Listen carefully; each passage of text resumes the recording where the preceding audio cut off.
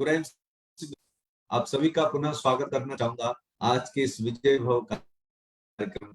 जैसा कि आप सभी को पता है, हर बार हम विजय भव कार्यक्रम के अंदर एक नया चेहरा, एक नए लीडर को लेकर के आते हैं, जो कि आपको अपने अनुभव माध्यम से समझाते हैं कि आईएमसी की बिजनेस में कैसे सफल होना है, कैसे विजयी होना है, कैसे अपने तमाम सपनों को पूरा करना है। आज हम सब बड़े ही सौभाग्यशाली है कि आज हमारे साथ ऐसे ही एक महान लीडर जुड़े हुए हैं, जिन्होंने कम उम्र में ही आईएमसी बिजनेस को बहुत अच्छी तरीके से समझे हैं और उस बिजनेस में न सिर्फ अच्छे हैं बल्कि दूसरे को कैसे सफल होना है उसका एक बहुत सुंदर उदाहरण भी प्रस्तुत कर चुके हैं।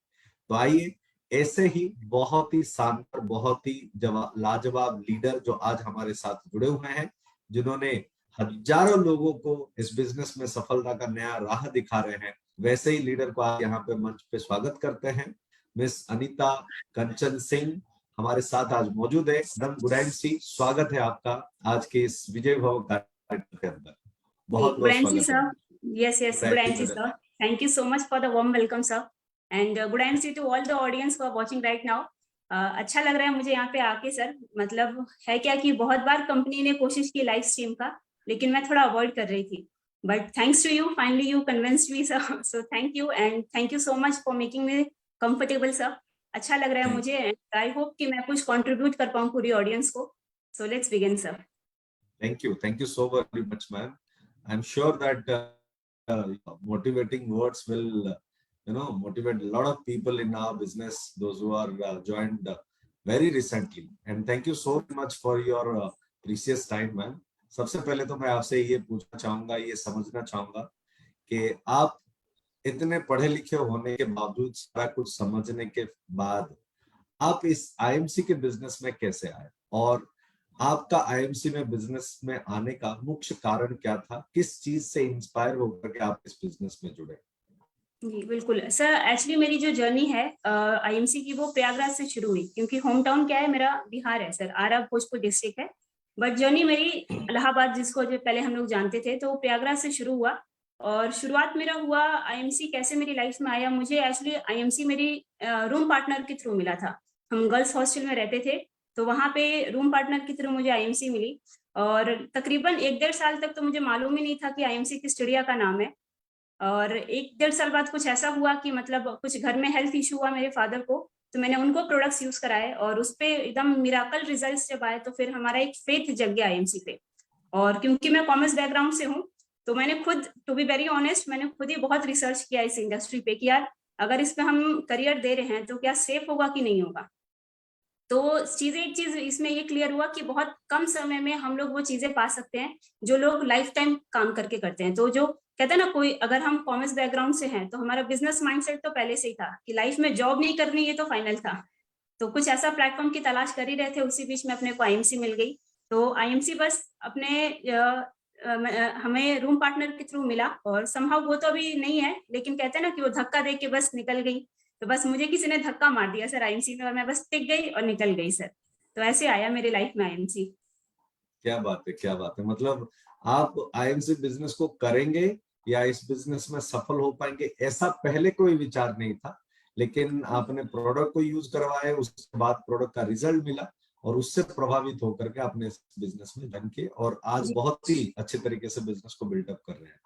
बहुत सही बात है अनीता जी।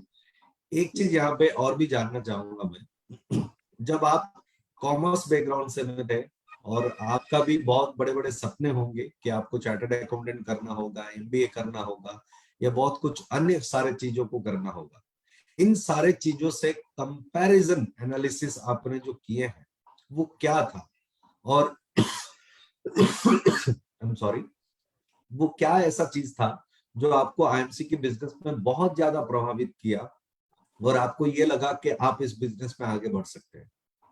जी सर, बिल्कुल सही कहा आपने, क्योंकि मेरे फादर खुद चाहते थे कि मैं कॉमर्स बैकग्राउंड से हूँ तो मैं चार्टर्ड अकाउंटेंट की तैयारी करूँ।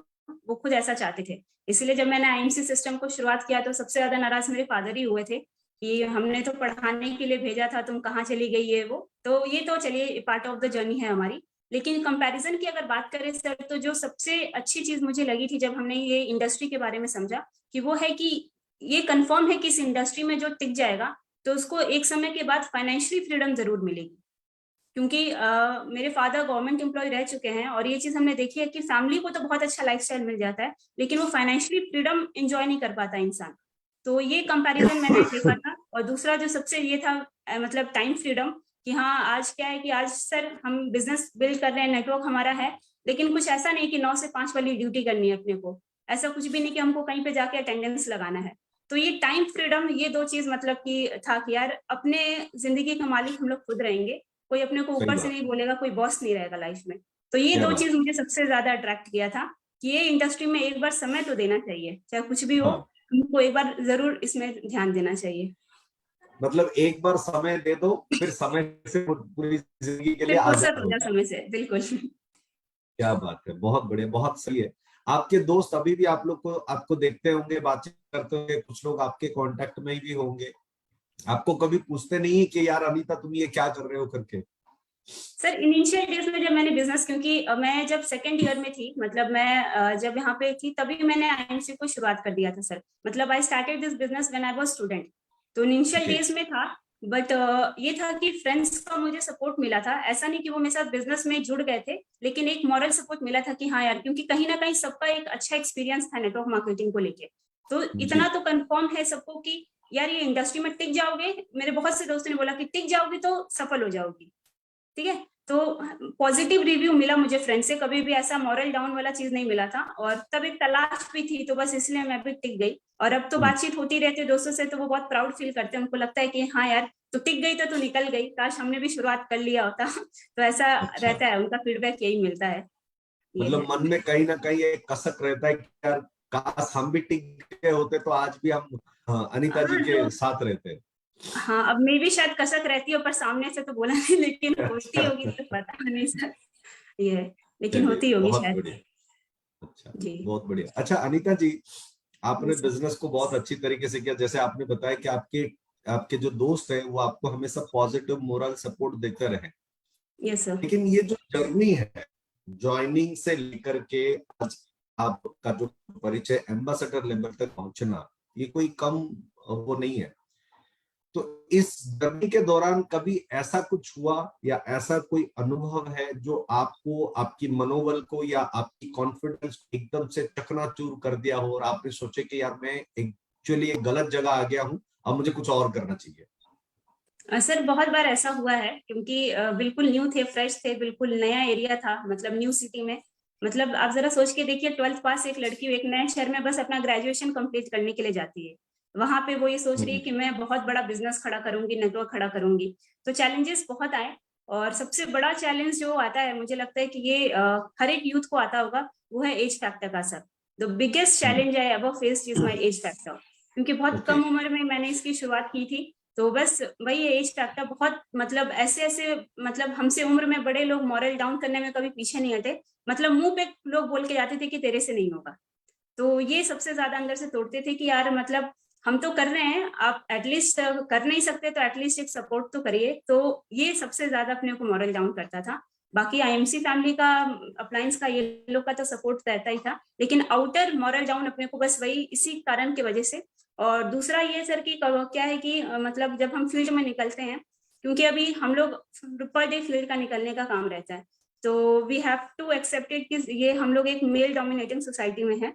तो कई बार ऐसा होता है कि बीइंग अ फीमेल, ये भी एक चैलेंजेस अपने को फेस करने को मिलता है। तो ये भी कभी कभार मतलब तोड़ता था। कभी कभार बहुत से ऐसे लोगों ने सामने से बोला है कि आप हो बहुत अच्छी, बहुत अच्छा बिजनेस है, सब चीज है, लेकिन मैं मतलब आपके साथ काम करूंगा तो ये कहीं ना कहीं मेरे गुरूर पे आ जाएगा। तो ये भी कहीं ना कहीं थोड़ा सा मतलब इफेक्ट करता था मुझे, लेकिन ये इनिशियल था। अब तो सर यूज टू हो चुके हैं ये सब चीजों का। ये शुरुआती दिनों अच्छा, की बात है सर। अब तो पता चल गया मतलब है पहले सब। पहले जब बिजनेस किया करते हैं, बड़ों के सामने, हमसे उम्र से जो बड़े हैं उनके पास जाए तो लोग बोलेंगे यार अभी तो तुम बच्ची हो, अब अपने को क्या सिखाओगे, बिजनेस तरीके का हाँ तो बिल्कुल। माहौल बनता है ना? जी। ये होता है बहुतों के साथ, जब हम यूथ टाइम पे ही किसी चीज को समझ करके करते हैं, लोग ऐसे नेगेटिव बोल सकते हैं या एक डाउन करने वाली बातें बोल सकते हैं। आपने इन सारे एक्सेप्ट कैसे किया, इन सारे चीजों से अपने आप को बचाया कैसे? जी सर, कभी भी इस तरीके के चैलेंजेस आते थे तो मैं इसके लिए पूरा धन्यवाद अपने अपलाइन को, जो धीरेन्द्र सर हैं, उनको करना चाहूंगी, क्योंकि उन्होंने बहुत पहले से ही मेंटली प्रिपेयर कराया था मुझे आईएमसी कॉन्सेप्ट बाद में पता चला सर। नेटवर्क मार्केटिंग इंडस्ट्री के बारे में उन्होंने मुझे डिटेल नॉलेज दी। तो जब भी इस तरीके के इंसिडेंट्स होते थे तो वो मुझे मेरा मॉरल सपोर्ट बनते थे। तो मैं सभी ऑडियंस को ये बोलना चाहूंगी कि फील्ड में कभी भी किसी प्रकार का अगर ऑब्जेक्शन फील्ड होता है या नेगेटिव कुछ इस तरीके की चीजें आती हैं, तो सबसे पहले अपने वो शुभचिंतक अपलाइन से बात करिए जो सच में आपको सक्सेस देखना चाहते हैं। तो वो आपको मॉरल सपोर्ट देंगे और वो रास्ता बताते थे कि कोई बात नहीं, एक दिन वही लोग होंगे जो आपके लिए तालियां बजाएंगे, वही आदमी होगा जो कहेगा कि मैम अपने नीचे मेरे को आईडी लगा लीजिए। इस तरीके का वो दिन आएगा नेताजी, बस आप लगे रहिए। तो वो मेरा मॉरल सपोर्ट हमेशा हाई रखते थे सर। क्या बात है, मतलब डटे रहो, चाहे कुछ भी हो जाए, डटे रहो, जुड़े रहो, आगे नहीं है। जी बिल्कुल। बहुत बढ़िया, बहुत बढ़िया, बहुत बढ़िया। सर। अच्छा, जो जो टीम भी जुड़ते हैं, अभी होता है, बोलते हैं कि कोई भी कार्य हो, उस कार्य को पूरा करने के लिए, संपूर्ण करने के लिए हमें उसके जो तौर तरीके होते हैं, जो एक स्टिपुलेटेड प्रोसेस होता है, that we need to certain guideline, certain processes to achieve the higher level. So इस बिजनेस के अंदर जो गांव देहात से हमारे लोग आते हैं, हो सकता है कि सारे लोग तो पढ़े लिखे ना हो, अलग जी अलग पृष्ठभूमि से, अलग अलग बैकग्राउंड से आते हैं। तो in that situation, being a lady leader, what would be your opinion on that? आप किस तरीके से ये चीज को आप बताना चाहोगे लोगों को कि पहले जब आप जुड़े बिजनेस में या जुड़ते हो, तो आपको ये बिजनेस किस तरीके से शुरू करना चाहे ताकि आप सफलता के पायदान आप आगे बढ़ते रहो? जी सर, मेरे हिसाब से जब भी कोई सीरियस बंदा आपके साथ जुड़ता है और बिजनेस करने का इंटरेस्ट दिखाता है, तो हमें सबसे पहले ना सर उनके माइंडसेट के ऊपर काम करना बहुत जरूरी है। क्योंकि ये इस बिजनेस में क्या है कि इनिशियल लेवल पे हमें इनकम नहीं दिखती है, तो माइंडसेट अगर स्ट्रांग रहेगा तो हमें सबसे पहले माइंडसेट के ऊपर ही वर्क करना रहेगा। जो भी आपके टीम में सीरियस बंदे आते हैं तो उनको आने वाला जो 3 से 5 साल का विजन दिखाएं। ऐसा कभी भी ना बताएं कि ये कोई 6 महीने का खेल है, 1 साल का है। मतलब उनको बताइए कि भाई कामयाब होना है तो आपको 3 से 5 साल इसमें लगेगा ही लगेगा। इससे पहले कोई उम्मीद नहीं करनी। इससे पहले अगर कोई पैसा आ जाता है तो उसको स्कॉलरशिप समझ के रख लीजिए। लेकिन सही आपको क्या करना है, टिकना है 3 से 5 साल अगर आप इसमें रियल पैसा देखना चाहते हैं इस इंडस्ट्री से। तो ये जी। माइंडसेट हमको पहले इनिशियल डेज में ही कराना जरूरी है सर। होता क्या है, जब चीजें बिगड़ने लगती है तब हम लोगों को बताते हैं कि अच्छा हमने तो पहले ही बोला था 3 साल तो लगेगा। लेकिन एकदम अगर शुरुआत में ही हम बोल दें कि यार ये प्रोसेस है, 5 साल का प्रोसेस है, अगर आप टिक सकते हो तो मोस्ट वेलकम है, अदरवाइज सब तो कहीं ना कहीं फिर सरवाइव कर ही रहे हैं। सही बात है, मतलब पहले से ही अगर मानसिकता तैयार है कि मैं 3 से 5 साल यहाँ पे जी तोड़ मेहनत करूंगा या करूंगी, तो ही जाकर के मैं सफल हो पाऊंगा या मैं अपने ड्रीम्स को फुलफिल कर पाऊंगा। और ये छोटे माइंडसेट वाले ही बीच रास्ते में छोड़ के चले जाते हैं, काम नहीं कर पाते हैं। बिल्कुल। बहुत सही है, बहुत सही है, पहले से ही हम लोग को ये बता देना बहुत जरूरी होता है। क्या ऐसा कोई स्टेप है या कोई ऐसा स्टेप बाय स्टेप प्रोसेस है जिसको फॉलो करना जरूरी है इस बिजनेस में कामयाब होने के लिए? जी बिल्कुल सर, ये तो हम अपने ट्रेनिंग्स में भी अक्सर लोगों को बताते हैं कि सबसे पहला तो ये है कि आप जिस भी ऑर्गेनाइजेशन में है, हम आईएमसी ऑर्गेनाइजेशन में है, तो इस ऑर्गेनाइजेशन को सबसे पहले पूर्ण रूप से इसको अपनाना पड़ेगा। मतलब यहाँ ओके। पे क्या होता है कि एक्टिंग नहीं करनी है कि हम आईएमसी कर रहे हैं। अक्सर क्या होता है कि या फिर तो लोग, मैक्सिमम लोग इसको सिर्फ पार्ट टाइम से शुरुआत करते हैं, बट ओके। पार्ट टाइम में भी पार्ट टाइम करते हैं। अच्छा। मतलब हाँ, अभी हमने जब शुरुआत किया था तो मैंने एज अ स्टूडेंट ही शुरुआत किया था, but I was very serious about that IMC sir. मेरे सारे दोस्त जानते थे कि ये तो पागल हो गए आईएमसी के लिए, ओके। ऐसा था। और उन्होंने सपोर्ट भी किया। मतलब मैं क्लासेस बंक करती थी तो मेरा अटेंडेंस लगा देने का ये सब, मतलब मेरे सारे फ्रेंड्स मेरे मतलब अटेंड, क्योंकि हम मैंने इनिशियली कनोपी पे ही मैंने मतलब की शुरुआत की थी। तो वो ओके। उन्होंने सपोर्ट किया। तो वही है कि पार्ट टाइम से भी अगर हम शुरुआत कर रहे हैं तो हमारे जो माइंडसेट है वो सीरियस होना चाहिए कि पार्ट टाइम को भी हम सीरियसली ले। जैसे कोई भी काम हम जब पार्ट टाइम करते हैं, जैसे ट्यूशंस करते हैं, कोचिंग्स में पढ़ाते हैं, तो हमें रहता है कि यार एक दिन भी ट्यूशन मिस नहीं होना चाहिए, है ना। एक दिन भी हम अपना कोई भी जो है, बहुत से लोग 4 या 5 घंटे कॉल सेंटर में पार्ट टाइम करते हैं, तो एक दिन भी मिस ना हो, वो इतने सीरियस होते हैं। लेकिन जब इस इंडस्ट्री की बात आती है, आईएमसी की बात आती है, तो वो उसको मूड पे करते हैं। अरे मूड है तो ठीक है, परिस्थिति ठीक है तो करेंगे। और फिर बोलेंगे मैं तो 6 साल से कर रहा हूँ, मैं तो 6 महीने से कर रहा हूँ, मैम पैसे नहीं आ रहे। तो ये दिक्कत आ जाती है। तो पहला स्टेप यही है कि आप पार्ट टाइम करें, फुल टाइम करें, लेकिन ईमानदारी के साथ एटलीस्ट आप सीरियस रहें। दिन में 2 घंटा भी करे, लेकिन सीरियसली आईएमसी को बिल्ड करे 2 घंटा से। नहीं तो आए दिन फिर, नहीं तो वो तो पीछे का रास्ता तो आए दिन मतलब हजारों लोग आते हैं, हजारों लोग जाते हैं, टिकता वही है जो सीरियस होता है। तो पूर्ण रूप से पहला स्टेप ये है कि आईएमसी को अपनाइए। दूसरा ये है कि सर अपनाने के बाद, जैसे मैं हमेशा ये कहती हूँ कि ईमानदार ग्राहक बनना बहुत जरूरी है, क्योंकि हम लोग एक प्रोडक्ट मतलब कि प्रोडक्ट बेस्ड कंपनी में है, तो वो सारी चीजें मिलती हैं जो हमें मार्केट में मिलता है। तो हम उम्मीद कर रहे हैं कि हम मतलब कि आईएमसी से पैसा कमाएं, लेकिन नहाते हैं कोई और ब्रांड के साबुन से, है ना। तो कोई और ब्रांड के साबुन से नहा रहे हैं तो आईएमसी पैसा कैसे दे सकता है। तो दूसरा स्टेप यही है कि मतलब ईमानदार ग्राहक, मतलब आई ऑलवेज यूज्ड टू से कि be a loyal customer. 100% customer तो इनिशियल डेज में किसी के लिए भी नहीं होगा, लेकिन लॉयल कस्टमर तो हम बन सकते हैं। तो सेकंड स्टेप ये है कि हम लॉयल कस्टमर बने, हम एक ईमानदार ग्राहक बने। और तीसरा सबसे मेन स्टेप है कि जो भी आपको बिजनेस में लेकर आया है उससे कनेक्टिविटी किसी भी हाल में किसी भी काल में नहीं तोड़ना है, क्योंकि अप्स एंड डाउन सारी चीजें आएंगी, लेकिन कभी भी उस इंसान से कनेक्टिविटी हमें नहीं तोड़नी। दिन में 2-4 बार जरूर उस इंसान से बात करना है जो हमें इस बिजनेस में लेकर आया है। तो ये स्टेप बाय स्टेप है, बाकी तो उसके बाद सीखते जाएंगे, होता जाएगा। कभी भी ये माइंडसेट नहीं बनाना कि अच्छा मैं पहले सीख जाऊं तब मैं आईएमसी बिजनेस करूं। करो, अपने आप सीख लोगे। तो इसी तरीके से है सर। तो ये स्टेप बाय स्टेप है कि पहला पूर्ण रूप से एक्सेप्ट करिए, मन वचन कर्म से बिजनेस को करना पड़ेगा सर, चाहे पार्ट टाइम करे चाहे फुल टाइम करे। दूसरा एक लॉयल कस्टमर होना होगा। और तीसरा है कि कनेक्टिविटी अपने अपलाइन के साथ, क्योंकि ये गलती हमने की थी सर, हम अपने एलओएस से कांटेक्ट में नहीं थे। जब मैंने बिजनेस की शुरुआत की लगभग 2-2.5 साल बाद हमें पता चला कि हमारे एलओएस में मतलब की है, और हम उनके कांटेक्ट में आए। तो फिर ये है कि अपने डायरेक्ट अपलाइन के साथ साथ जितने भी आपके एलओएस हैं, लाइन ऑफ स्पॉन्सर्स हैं, सबके कांटेक्ट में रहना जरूरी है, क्योंकि सभी से हमें कुछ ना कुछ सीखने को मिलता है, अलग मार्गदर्शन मिलता है। तो ये बहुत जरूरी है सर। क्या बात है, क्या बात है। मतलब ये स्टेप बाय स्टेप प्रोसेस के अंदर अपने अपलाइन को साथ जुड़े रहना, जो ग्रोइंग अपलाइन होते हैं तभी हम लोग उनसे कुछ सीखते हैं, उनके अनुभव को लेते हैं, ये बहुत ज्यादा जरूरी होता है। बहुत सही बता रहे हैं मैडम। एक चीज और भी मैं जानना चाहूंगा, क्योंकि being a female when you are building up this business, at the most when we talk or when we try to motivate the housewives categorically, they say they are very much busy or they are very much into their household chores of work. In that particular situation, उस परिस्थिति में आप हमें ये मार्गदर्शन करें, हमारे जितने भी महिला मित्र या महिला जो आज हमारे एसोसिएट आज इस बिजनेस में हैं, उनको कैसे अपने टाइम को मैनेज करना है, कैसे चीजों को थोड़ा सा स्ट्रीमलाइन करना है, ताकि वो अपने परिवार का भी ध्यान रख सके और साथ ही साथ एक फाइनेंशियल फ्रीडम को भी वो मेंटेन कर सके। जी, ये बहुत ही अच्छा क्वेश्चन है सर, और मेरा फेवरेट क्वेश्चन है, क्योंकि मेरी टीम में मैक्सिमम मतलब कि वुमेन्स की ही टीम है। और मैं तो हमेशा अपनी टीम से कहती हूँ कि ये इंडस्ट्री तो सर वुमेन्स के लिए है, मतलब मेल्स तो बाय डिफॉल्ट आ जा रहे हैं इसमें।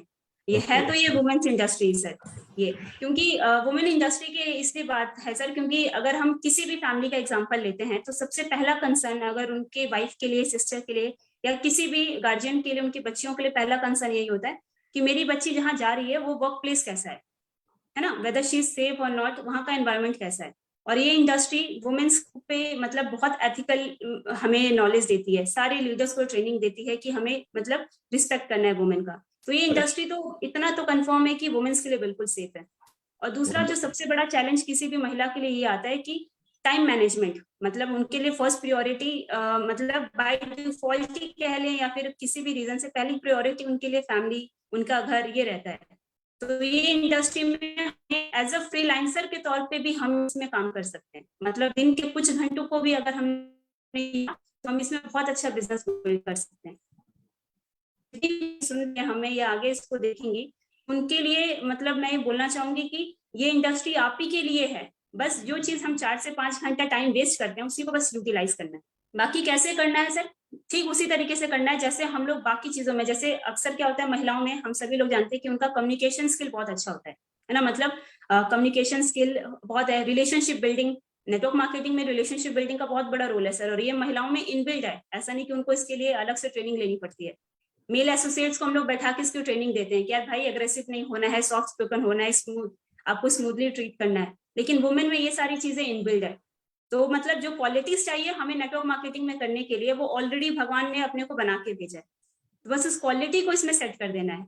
यानी सिस्टम है, यहाँ पे हम हैं, बस आईएमसी को आप अपना लीजिए, अपने आप ही सिस्टम चालू हो जाएगा सर। तो ये सारा चीज अगर प्रोसेस वाइज किया जाए तो किसी भी महिला के लिए बहुत आसान हो जाएगा बिजनेस को करने के लिए। बस अपने को एक चीज समझना है कि मेरे अंदर वो टैलेंट है, मुझे करना है, वो जुनून होना चाहिए, है ना। मतलब होता क्या है कि महिलाएं अक्सर बहुत कंफर्ट जोन में चली जाती हैं, क्योंकि उनको लगता है कि हाँ मेरे तो एक है कमा के देने वाले एंड ऑल जो भी है तो वो कंफर्ट जोन से उनको निकलना पड़ेगा। उनको समझना पड़ेगा कि जिंदगी हमें एक ही मिली है, तो मेरे पहचान से भी लोग मुझे जाने। मतलब पति पिता तो हमेशा चलता रहता है, पर मेरी पहचान क्या है, ये जब तक चीजें नहीं आएगी सर, तो कोई कितना भी अच्छा कॉन्सेप्ट लेकर आ जाए तो फिर नहीं, मतलब वो एक्सेप्ट करेंगी। क्योंकि मैंने अक्सर महिलाओं को देखा है सर कि उनको बहुत पैसा नहीं चाहिए। मतलब कोई नहीं बोलता कि मैं मेरे को 10 लाख रुपए महीना कमाना है, सबको ये चाहिए कि एक अपनी पहचान। मैक्सिमम लेडीज क्या है, वो एक अपनी आइडेंटिटी के लिए मतलब कि वो भूखी होती हैं। तो ये आइडेंटिटी उनको ये प्लेटफॉर्म से मिल सकता है, बहुत सेफली मिल सकता है, बहुत अच्छे से मिल सकता है। तो ये इंडस्ट्री उन्हीं के लिए है। तो सारी महिलाएं जो भी इस अभी हैं हमारे आईएमसी में, आप बस टिके रहिए, लगे रहिए, और जैसा कर रहे हैं बस उसी को करते जाना है, उसमें कुछ भी बदलाव की जरूरत नहीं है। बस आप उसी में प्रोग्रेस वाइज करते जाइए, अपने आप ही आगे निकल जाएंगे सभी। क्या बात है, क्या बात है। मतलब Yes. टिके रहना बहुत ज्यादा जरूरी होता है। और आपने एक बड़ा सुंदर चीज कहा मैडम कि जो qualities, to be very honest, हम जो जेंट्स कैटेगरी के लोग होते हैं, जो मर्द होते हैं हमारे इस बिजनेस में आते हैं, उनको कुछ सॉफ्ट स्पोकन के बारे में बताया जाता है, भाई शालीनता अपने अंदर लेकर के हुए बताया जाता है, ये जी ऑलरेडी महिलाओं के अंदर होता है। और जो जी लीडरशिप क्वालिटीज के बारे में बात की है, जो कम्युनिकेशन के लिए, fantastic, these are all no already there. हमें सिर्फ जी दोनों चीजों को प्लग इन करना होता है, आपस में मिलाना होता है, और बहुत सुंदर तरीके से बिजनेस को बिल्डअप कर सकते हैं। लेकिन एक चीज और भी कहा जाता है, आप भी मेरे बात को मानेंगे, कि कहते हैं कि direct selling is a business of duplication. Here we need to जी डुप्लीकेट मेनी थिंग्स, राइट। तो जी ये सर। चीजें हम महिलाओं को कैसे सिखाएं, और ये चीजें साधारण तौर पे ऐसे कौन कौन से चीजें होते हैं जो हम अपने टीम के अंदर डुप्लीकेट कराना जरूरी है, और जितना ज्यादा डुप्लीकेट करेंगे उतना ज्यादा बिजनेस बढ़ सकेगा। जी सर, डुप्लीकेशन के लिए जितनी भी महिलाएं हैं उनको सबसे पहले तो एक चीज दिमाग में भरनी होगी कि हमसे नहीं हो पाएगा, ये थॉट निकाल देना है। अच्छा। क्योंकि क्या होता है ना कि मतलब जब हम जाते हैं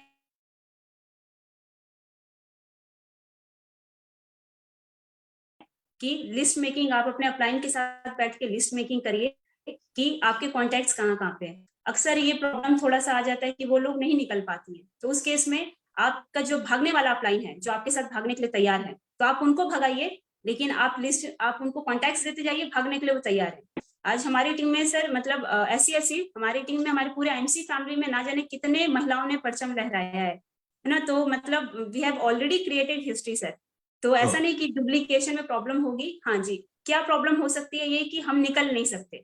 तो उस केस में हमको अपनी टीम में वैसे लोगों को लाके खड़ा कर देना है जो हमसे बेहतर है, जो हमसे अच्छे हैं, वैसे लोगों को अपनी टीम में लेके आ जाए, चाहे वो महिला हो पुरुष हो, और अपने आप ही डुप्लीकेसी होने लगती है। और दूसरा स्टेप ये रहेगा कि अपग्रेडेड रहना बहुत जरूरी है। मतलब अपने आप को सीमित नहीं रखना कि हमसे नहीं होगा, हमें तो फोन चलाने नहीं आता, हमें तो कॉन्फ्रेंस कॉल करने नहीं आता, हम जूम मीटिंग, मतलब बेसिक बेसिक चीजों में भी महिलाएं खुद को अंडर एस्टिमेट करने लगती है। तो हमको अपने आप को अंडर एस्टिमेट नहीं करना, खुद को अबला नहीं समझना सबसे पहला, है ना, कि सही बात। मतलब कि हमसे नहीं होगा। तो ये चीज अगर हटा दे तो सब कुछ हो सकता है। डुप्लीकेसी सर सबसे ज्यादा तो मैं देखती हूँ, मतलब मे बी शायद महिलाओं को अच्छा नहीं लगे, कोई भी चीज अगर किसी महिला को कुछ चीज पसंद आ जाती है तो सबसे पहले उसको लगता है कि यार ये मेरे पास कैसे आए, है ना। यानी कि हम लोग उसमें तो सब मतलब एक इंटरनल फीलिंग है ना। तो ये डुप्लीकेसी में या फिर कॉपी करने में हम लोग तो ऑलरेडी मास्टर है। अच्छा। तो तुरंत डुप्लीकेसी हो सकती है, ऐसा नहीं कि नहीं हो सकती है।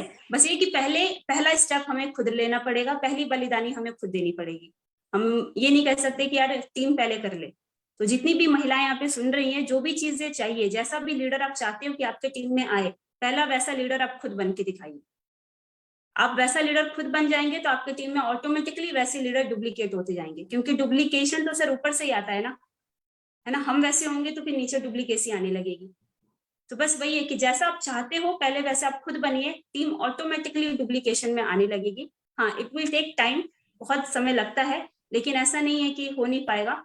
और मेरा तो सर पर्सनल एक्सपीरियंस यही है कि महिलाओं में जितना पोटेंशियल है, मतलब नो डाउट, मैं यहाँ पे कुछ वो नहीं कर रही, लेकिन पुरुषों में पोटेंशियल है ये, लेकिन महिलाओं में मैंने ये चीज देखा है कि जो रेशियो है बिजनेस को छोड़ के जाने का, पुरुषों मतलब महिलाओं से ज्यादा पुरुषों का है। मतलब हमारी टीम में पुरुष आते जल्दी है, उतने तेजी से जाते भी हैं या स्टॉप लगा देते हैं, लेकिन मुझे याद नहीं है कि मेरी टीम में कौन सी ऐसी महिला आई थी और फिर चली गई। तो महिलाओं में वो पेशेंस लेवल बहुत अच्छा है कि हाँ वो टिक सकती हैं, क्योंकि अपॉर्चुनिटीज नहीं मिल पाती उनको। तो अगर हमने उनको एक अच्छा गाइडलाइंस दे दिया, एक अच्छा मार्गदर्शन दे दिया, तो समय जरूर लगेगा, लेकिन वो बहुत मतलब वहां से कहते हैं लॉन्ग टर्म बिजनेस हमारा फिक्स हो जाएगा।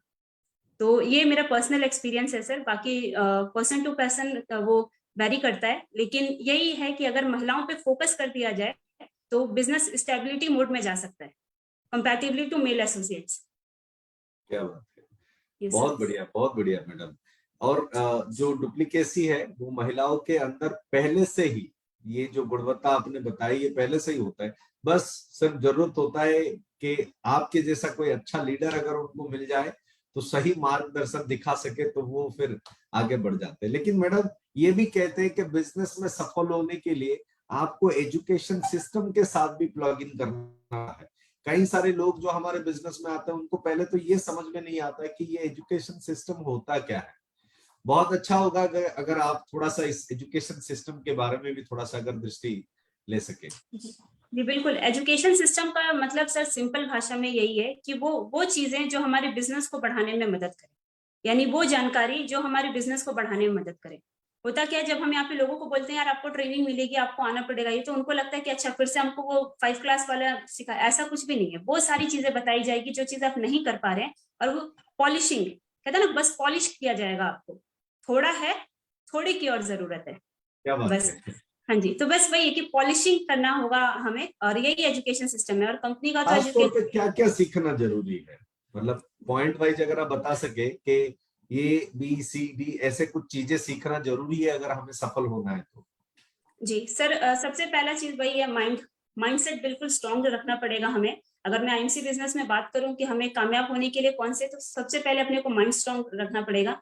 दूसरा ये है कि क्योंकि माइंड हमारा स्ट्रांग रहेगा तो हमें पहले ही पता है कि यार ये आज का बिजनेस नहीं है, ये हमें कल का बिजनेस है। तो लॉन्ग टर्म विजन क्लियर रहेगा तो ही हम इसमें कह रहे हैं। तो लॉन्ग टर्म मतलब जितने भी लोग शुरुआत कर रहे हैं या जितने भी हमारे ग्रोइंग लीडर्स हैं, समहाउ किसी भी रीजन से अगर आपका बिजनेस अप एंड डाउन हो रहा है तो अपने को डीमोटिवेट नहीं होना। आप याद करिए कि आप इस बिजनेस में आए क्यों थे। अक्सर लोग होता है सर, अगर सुपरस्टार मेंटेन नहीं हुआ, रूबी मेंटेन हुआ तो डीमोटिवेट हो जाते हैं। तो मैं ये कहती हूँ कि आप रूबी बनने आए थे क्या? आप आए हो क्राउन प्रेसिडेंट बनने। तो जब तक ये जर्नी कंप्लीट नहीं होती तब तक बैकअप का तो सवाल नहीं। तो लॉन्ग टर्म हम मतलब कि ये विजन लेके चले कि हमको लॉन्ग टर्म ही लेना है। और तीसरा चीज क्या है जो सबसे मेन क्वालिटी है, कि जैसे फोन को हर 2 महीने 3 महीने पे अपडेट करते हैं, तो हमको अपने आप को भी अपडेट करना पड़ेगा।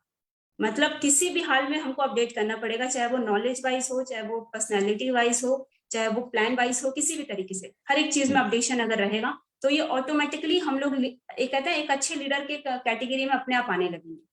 क्योंकि हम मतलब किसी भी लीडर का ले लीजिए सर, पहले दिन तो अपना नाम बताने में भी कतराता है अच्छा। ना।